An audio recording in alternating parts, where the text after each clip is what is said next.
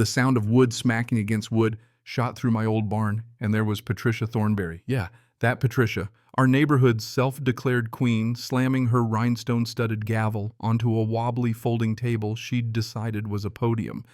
Picture this, 23 folding chairs lined up like it was a church revival, all of them filled with her loyal foot soldiers right there in my barn, the same place I keep my dozen dairy goats.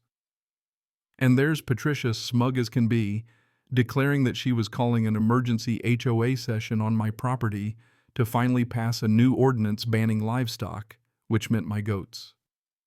The kicker. She was literally standing in a barn surrounded by hay and the faint smell of goat, acting like it was some boardroom at the Ritz. What she didn't know was I'd already been tipped off. My neighbor Ted had called me half choking on laughter, telling me, "Dan, you gotta get home. You will not believe what's going down in your barn." So, while Patricia fiddled with her glasses and preened for her crowd, I crept around the side and popped open the latch to the adjoining pen. My lead goat, Buttercup, took that as her cue. She barreled right through 12 other goats on her heels, all of them bleeding and wide-eyed at the sudden buffet of cookies and strangers. And man, the chaos that followed. Well, let me back up a sec. I'm Daniel Morrison, and I've been living on these 5 acres for a good 12 years. Bought the place when Metfield Heights was still nothing but open land and one gas station. But over the years, suburbia crept out, and wouldn't you know it, the HOA boundary stretched until suddenly I was the only barn left inside the community. The thing is, my place is legal grandfathered rights, agricultural exemption, the whole 9 yards. I sell milk and cheese at the farmer's market every Saturday. But ever since Patricia rolled in from whatever city she came from, got herself elected HOA president by 2 measly votes, it's been like living next to a tornado of paperwork and pettiness. She fined people for lawn ornaments, harassed folks over trash cans, even measured the Hendersons' Christmas lights because they were excessively festive. But her white whale, her ultimate crusade, was my goats. She swore she could smell them from half a mile away, which is physically impossible, and insisted their noises ruined her yoga. 17 different complaints to the city, the county, animal control, everyone dismissed. But did that stop her? Not a chance. So now here she was, dragging her followers onto my land, setting up folding chairs like she owned the place, and planning a vote to erase my rights right in front of my goats. You gotta love small-town drama, right? As I watched from outside, Buttercup and her gang crashed through like a 4-legged hurricane. First stop the snack table. Plates of cookies, finger sandwiches, fruit trays, gone in 60 seconds. Margaret Dwight shrieked as Clementine, who has a thing for handbags, started chewing her purse strap. Harold Finch lost a battle with Hazel over his shoelaces.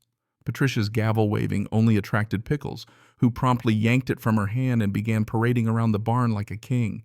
You should have seen it voting ballots everywhere. Eleanor Brass, standing on her chair, the official HOA binder, being nibbled into confetti by Buttercup. That's when I knew it was time to make my entrance. I walked in with my phone filming just in time to catch Patricia's face turning colors no human face should turn. "Morning, folks," I called out, trying not to laugh. "Nice day for a meeting in someone else's barn." "Patricia, did you forget to ask permission for this?" Her mouth opened and closed like a beached fish. But she finally sputtered, "This is official HOA business, Daniel. We can meet wherever the community needs." I just kept filming. Sure. I bet the sheriff will be real interested in that interpretation." Pickles, meanwhile, was still chewing the gavel. "Oh, look, even the goats are voting," I joked, zooming in on Pickles as he mangled a ballot. Patricia tried to regain control, waving her arms and shouting about sabotage, her voice squeaky and raw. "You did this on purpose. You released these animals to disrupt the vote." I just shrugged. "I let my animals back into their own barn, which you commandeered, by the way. If you want to keep going, be my guest." Buttercup seems very interested in the new ordinance. The room, or what was left of it, was a wreck.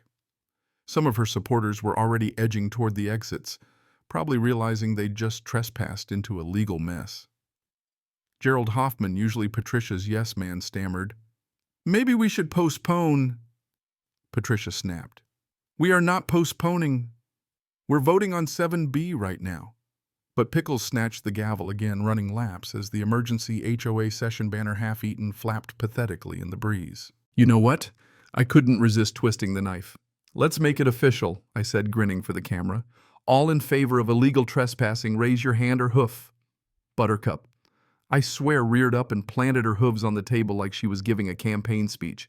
Even a few of Patricia's diehards cracked up at that one, but Patricia was losing it, veins bulging, shouting about property values and community standards. These animals are a menace. He's undermining everything the HOA stands for. I just raised an eyebrow.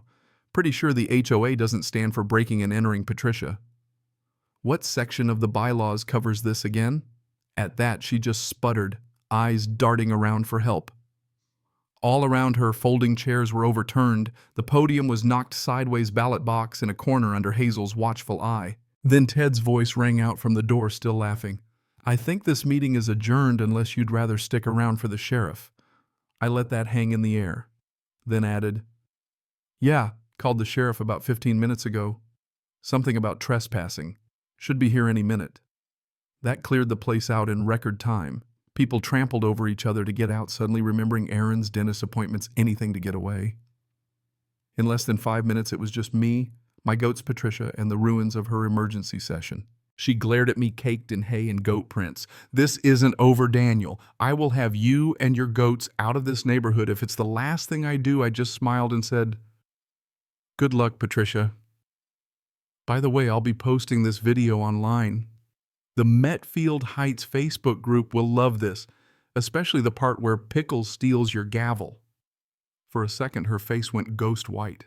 She tried to retort, but right then Deputy Richardson walked in, took one look at the mess and raised an eyebrow. Got a call about trespassing and illegal assembly. Mr. Morrison, did you authorize this meeting? I shook my head. Not a chance, Deputy. Ms. Thornberry here organized the whole thing. I've got it all on video. Richardson turned to Patricia, stone-faced. Ma'am, I'm going to need you to come with me. Trespassing and unlawful assembly are serious. As he read her rights, Buttercup wandered over, wearing Patricia's name tag around her neck like a gold medal. Fitting, honestly. The fallout was swift. By that night, my video had gone viral. Local news called it Goats Crash, HOA Meeting President, Arrested. And the comment section was pure comedy gold. On Tuesday, the HOA met in a real meeting room, and Patricia, out on bail and facing charges, was voted out unanimously. She just sat there silent while the interim president read out the results. But that was just the beginning.